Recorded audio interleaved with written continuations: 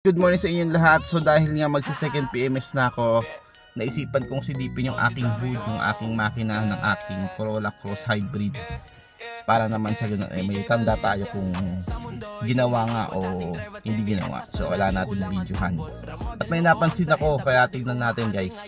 Kung ganito rin yung nakita nyo sa inyong sasakyan, mag-comment kayo. At kung hindi naman is mag-comment din kayo. So para alam natin, para aware din tayo. At yung mga bago na magpapa-PMS pa lang. So para may idea sila. So tara, tignan natin. Toyota Cross Hybrid. Good morning sa inyo.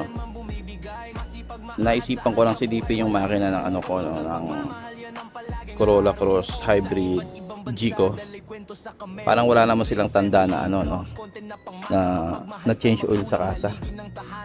Kasi sa Mitsubishi, sa Montero, nilalagyan nila ng dito sa bukasan ng oil sticker, para kapag tinanggal yung sticker, alam nila na pinagawa sa iba.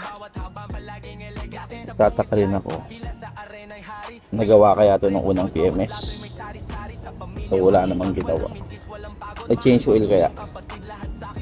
Hindi ko kasi naisipang i-check nun nung araw ng ating first PMS.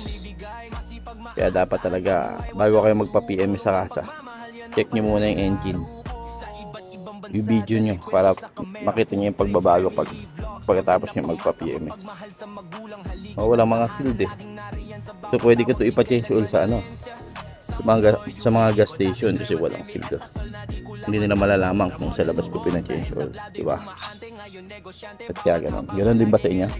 Bongis life, tila sa arena'y hari. Ngayon food trip vlogs, bawat plato'y may sari-sari. Sa pamilya masipag, walang mintis, walang pagod. Mahal, magulang, kapatid, lahat sa'kin nakasunod. PJ Valencia, sa mundo naglalakbay. Negosyo, content, pamilya, di kailanman bumibigay. Masipag, maaasahan sa buhay, walang sukulong. At pagmamahal, yan ang palaging laro ko. Sa iba't ibang bansa, dalay kwento sa kamera. Food trip, family vlogs, content na pangmasa. Mapagmahal sa magulang, haligi ng tahanan lagi.